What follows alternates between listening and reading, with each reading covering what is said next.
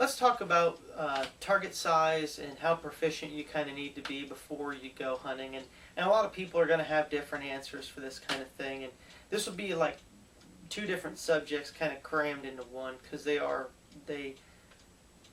kind of bounce back and forth with each other about how you practice and size of the targets and things. But anyway, something that I kind of think is funny, and obviously for probably legal reasons I'm not allowed to mention a name for whatever reason, but there's 3D targets out there nowadays that are like abnormally sized deer. And perhaps there are deer that are really that size, but I mean, let's be honest, our average deer is not that thick through. I mean, we need to be realistic what we're doing, but yeah, the idea is, well, I'm going to shoot big bucks, so I need to practice on a big buck target, which makes absolutely no sense at all, because people get these ideas that I'm going to go out and I'm only going to shoot, the biggest deer out there, and then a week of season goes by and they haven't seen anything, and the first little yearling that comes by that weighs 65 pounds, they're shooting arrows at it. And what they've done is they've practiced to hit this great big deer, and now they're shooting at this wee little deer, and then they wonder why they miss. And that's kind of another subject too, like missing deer. It's kind of a sore subject, but if you're hunting, there's almost really no excuse for even missing a deer. Now, of course, I'm not saying I've never missed a deer. I definitely have. In the last few years, I don't think I've missed a deer now in at least 4 years. And the reason for that is I've brought all my shooting distances closer, and I've practiced shooting a lot smaller targets. And the reason I say it's really important that you don't miss deer is because if you think about it, a missed deer is only a couple inches from being a wounded deer and several inches away from being an efficiently and ethically killed deer. And you got to think about it, if you've missed it, how far are you actually from the point that you were shooting at? It's quite a distance. And there's a reason for that miss. I mean, now obviously if you hit an unforeseen twig or something funny happens that's out of the realm that you can't, foresee happening, then that's something that, you can't really control. But if you missed it because you were excited or because it was too far or the deer reacted, there's a reason for that. And more often than not, it's because you've shot too far away or you've practiced shooting at these great big targets. So, you still have like the 3D targets that are abnormally sized. But then, too, for years, it seemed like this proficiency test of being able to hit a paper plate so many times out of so many times. If they said, if you could hit a paper plate 3 out of 5 times, then that's good enough to go hunting. But if you take a young doe, and I'm not above shooting small and young deer. I mean, I hunt for meat first and foremost. I mean, we live on this meat. We eat all of it. So, these deer that come by, and I'm hunting with primitive equipment, there's nothing wrong with shooting a small deer.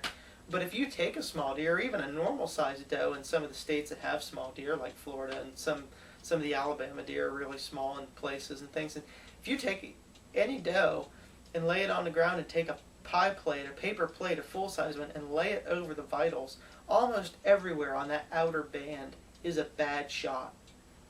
So what you're doing is, if you're telling yourself that you need to hit this paper plate, say, we'll say 20 yards or 15 yards or whatever, 3 out of 5 times, you're only training yourself to merely hit a deer 60% of the time. When in reality, you should be training yourself to shoot a perfect double lung 100% of the time. So what I do when I practice, and my personal proficiency test of what I think is important, is I take about a 4 or 5 inch circle. So you're talking, about this big. It's pretty small, about like the size of a baseball or a softball. And even on a small deer, if you put that right in the center of the kill zone, anywhere in that circle, that softball-sized circle, is going to be a double lung shot. You pretty much can't, it does depend on the angle too. Remember, if the deer's quartering away. You need to put that softball just a hair further back, or if you're up high in a tree, or not necessarily high in a tree, but the deer's closer to the tree, then you need to roll that softball up a little higher. You obviously can't shoot them right on the side. You'll only get a one long shot.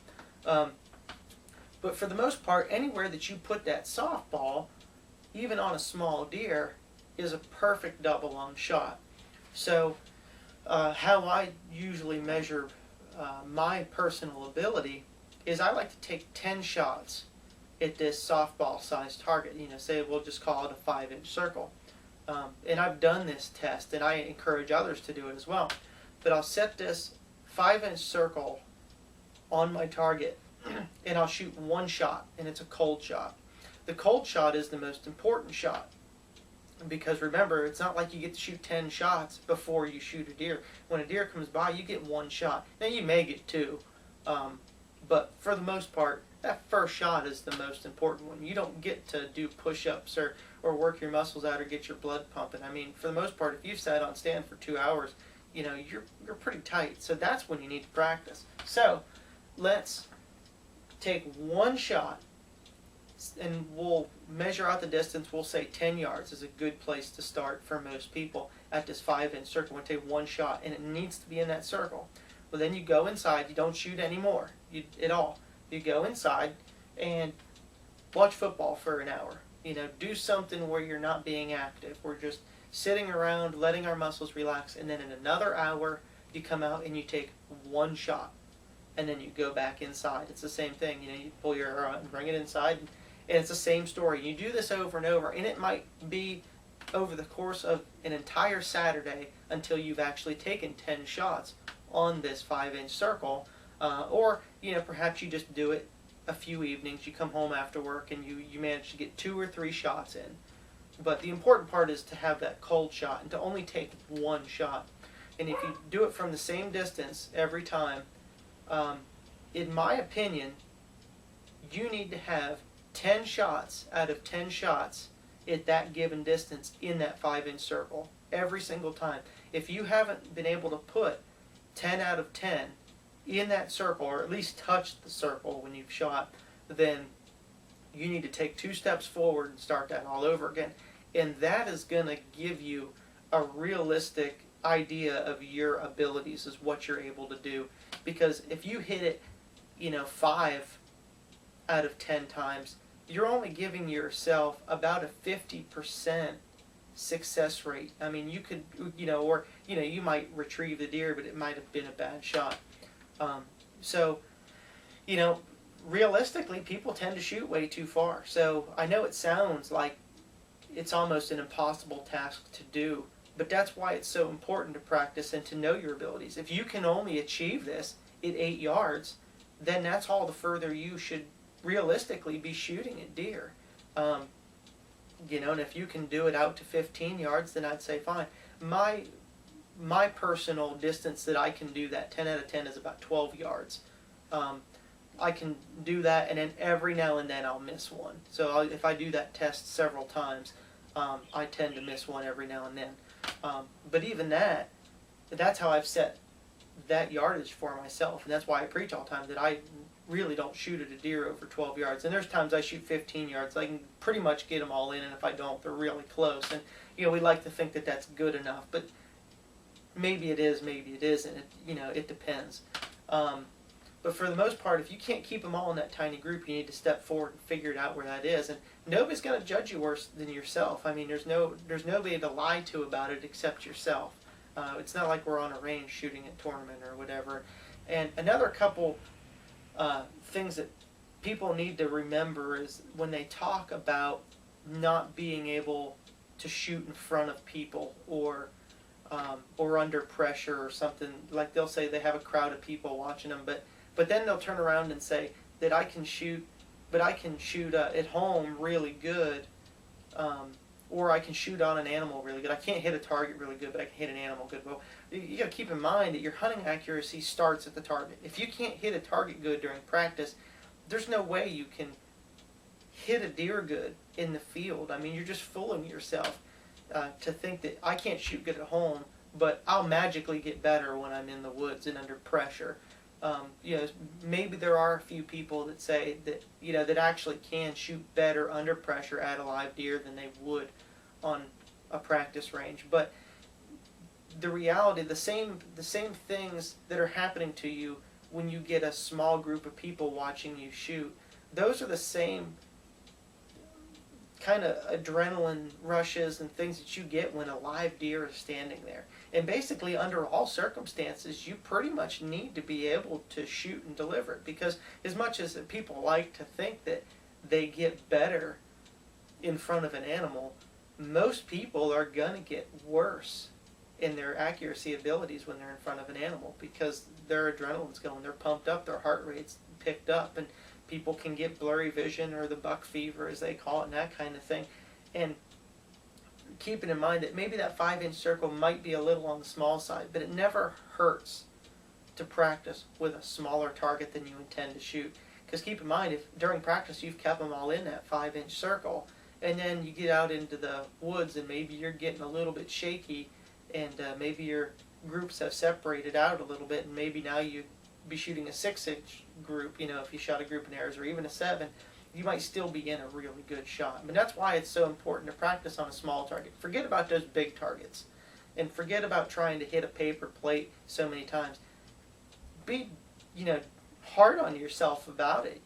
Don't beat yourself up, but set your standards high and say, I need to shoot, this big, inside of a roll of duct tape, basically, or a coffee cup size. I need to be able to hit that 5 out of 5 times, or 10 out of 10 times. And then you go into the woods with all the confidence in the world that you can have that you're going to be able to make that shot.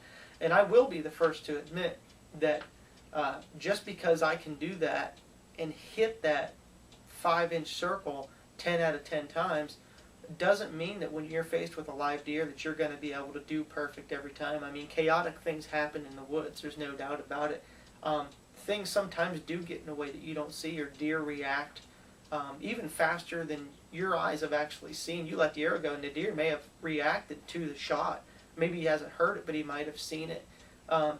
Or just the fact that you've been pumped full of adrenaline and things, that your shot just hasn't been great. I've made some shots that weren't perfect, but even my bad shots were still good shots. I've killed the animal and I've got him. Maybe I've only gotten one long, or maybe, I've gotten a liver, but I've made a good, pretty quick, ethical kill on the animal, more times than not. So I would much rather my bad shots still be relatively good shots, as opposed to being missed, or deer running off with your arrow and you never seeing it again. So practice on those small targets, and set your personal standards pretty high, and I think you'll see your success rate going up too.